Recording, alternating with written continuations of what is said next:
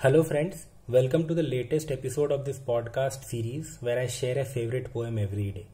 The poem I'm going to read today is by a contemporary poet. She lives in Trivandrum. Her name is Babita Marina Justin, and this is from her latest collection of poems, I Cook My Own Feast, published by Red River Publications, Delhi. I'll read the poem first. This poem is called An Anthem for Brown. We grew up in a place where shades of brown mattered, from beige to burnt umber.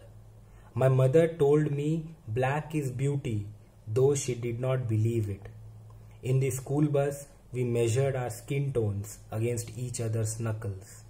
The paler potato peel brown always won. Some were lemon rinds turned sable, others coconut shell or chestnut. Some bore the burden of a deep chocolate brown. Others treasured their pumic stones and scrubbed till they bled. And then came the fairness creams. Suddenly along vast fields levelled with truckloads of rocks, and to make concrete jungles there were billboards of dark women miraculously turning white. Pale, lissom girls wearing chunks of wedding gold on dainty necks any burglar would gladly slit. We followed the rule that silence is golden. We smothered ourselves with serums and creams to hold that silence without a wrinkle. A blanket of skins wrapped us together, a country of browns thickened and parred by shades. The last line immediately reminds us of that Fairness Cream ad where they would provide you with a strip with different shades of brown to measure yourself against, and a country of browns thickened and parred by shades. So these are the standards that male-dominated society, the patriarchy, has imposed on women. And this poem, although makes fun of it, there are lines which are funny in nature. Skin tones measured our skin tones against each other's knuckles. The paler potato peel brown always won. Some were lemon rinds turned sable. So there is that sense of humor, billboards of dark women miraculously turning white. There is that sense of humor, but there is also subdued anger. And if you see violence, others measured their pumic stones and scrubbed till they bled. This is how the first stanza ends. And the second stanza ends with pale lissom girls wearing chunks of wedding gold on dainty necks any burglar would gladly slit. So there is that subdued anger that also comes out. This is what makes this poem so powerful, where it is not just a single emotion that is conveyed. It's a multitude of emotions where they are turned into a cocktail which communicates so much more. The subtext is so much more powerful than the text, and this is written in the form of prose poetry. So if you can see, this is stanza after stanza, paragraph after paragraph of prose poetry, but it reads like a poem. You would, when I read it out to you, it did not. There are internal rhymes. There is a certain rhythm to the entire poem. So this is actually a very nice poem. Since we are discussing women poetry, poems written by women, questioning these standards that patriarchy has set for them, the standards of beauty, the standards of acceptability, I thought I should share a couple of more poems with you. This poem is by Jane Yolen, an American poet. This poem is called Fat is Not a Fairy Tale. Fat is not a fairy tale. Just like the other poem was questioning the idea of color in the Indian society, this is a more universal problem where obesity or being fat is considered not so beautiful. So this questions that, and in such beautiful way. Just listen out. Fat is not a fairy tale. I am thinking of a fairy tale. Cinder elephant, sleeping tubby, snow weight, where the princess is not anorexic, wasp-waisted, flinging herself down the stairs.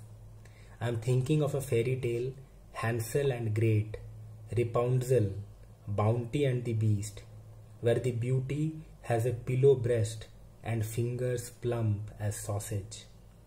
I am thinking of a fairy tale that is not yet written, for a teller not yet born, for a listener not yet conceived, for a world not yet won, where everything round is good, the sun, wheels, cookies, and the princess.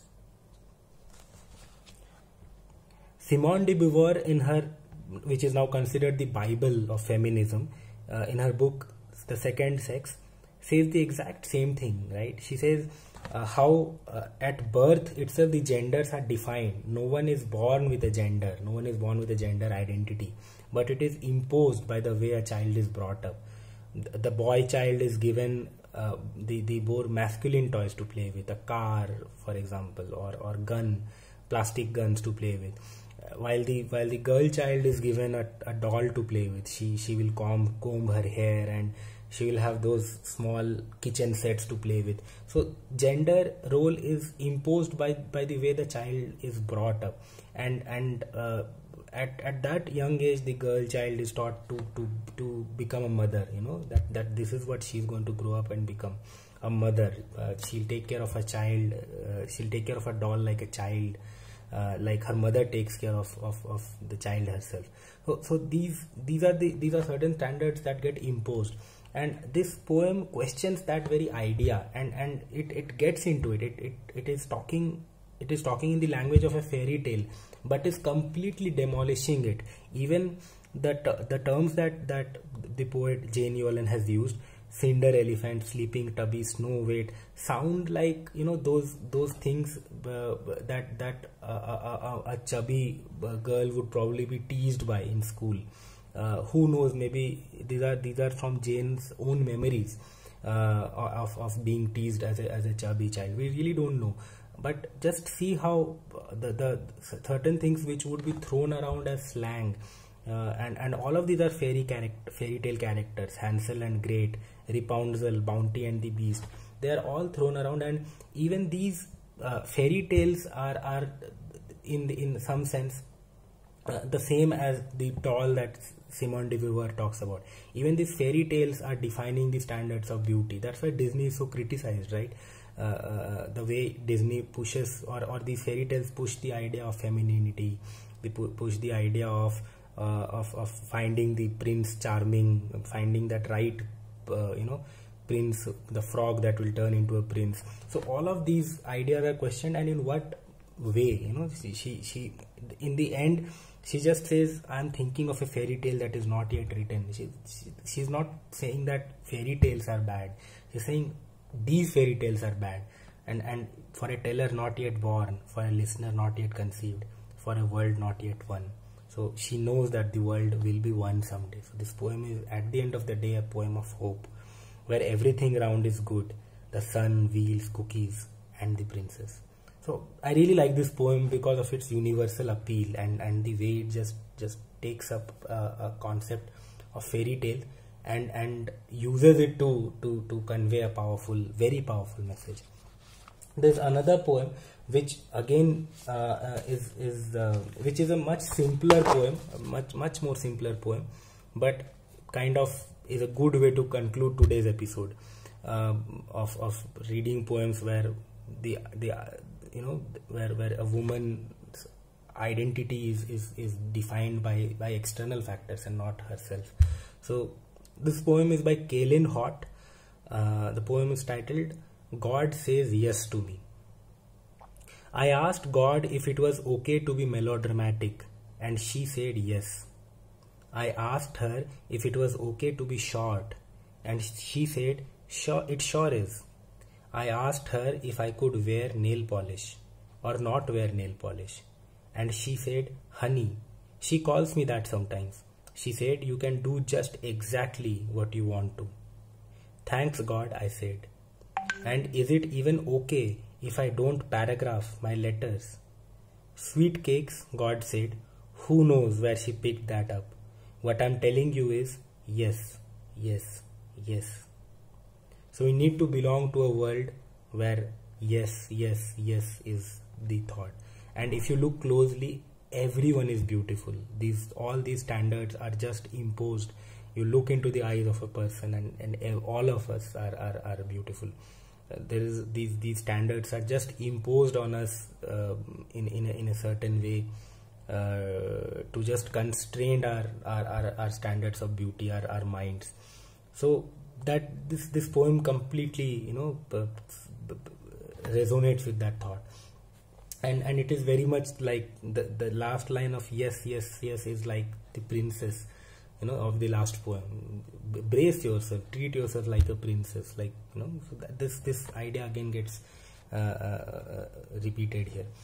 Since I was reading Babita Marina Justin's poem, I thought I should read one more poem, since this is an opportunity to read a brilliant contemporary poet for you.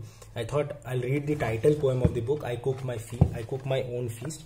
I'll just read this poem quickly and end today's episode.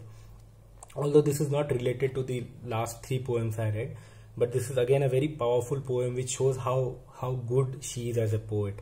And take note of how she evokes senses in this poem, because this poem is about food, cooking. The poem is so sensory in its own might. So just listen up. I cook my own feast. I was making mutton biryani when the news of the London blast broke on TV. A splayed pound of mutton leg, well chopped, marinated with ginger garlic and papaya paste, the pink flesh lacerated, death's odor cloaked with herbs and masala. When the Philippines boiled over, I was cooking chicken in a scooped out watermelon rind to remember its exotic, raw and smoky taste later. A salad of purple cabbage for Afghanistan, grated carrots and pomegranate blood beads from Kabul, a dash of lime from my yard of tears. Today I put my signature on Nei Choru with sunset strands of saffron and no beef on a slow, shimmering fire.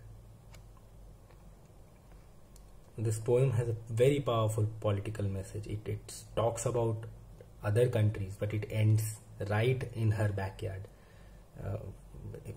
A dash of lime from a yard of tears. And then the last stanza, today I put my signature on Nei Choru with sunset strands of saffron and no beef on a slow, simmering fire.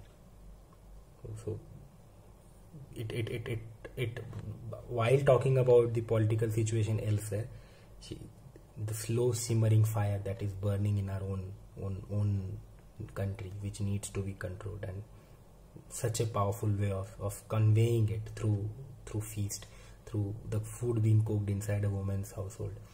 So yeah, she's a brilliant poet and needs to be read and discussed more, and I hope you do. So thank you for being a part of today's podcast series, today's podcast episode, and stay safe, take care of yourself, brace yourself. There is no, there is only yes, and we'll meet again tomorrow with a new poet and a new poem. Thank you so much.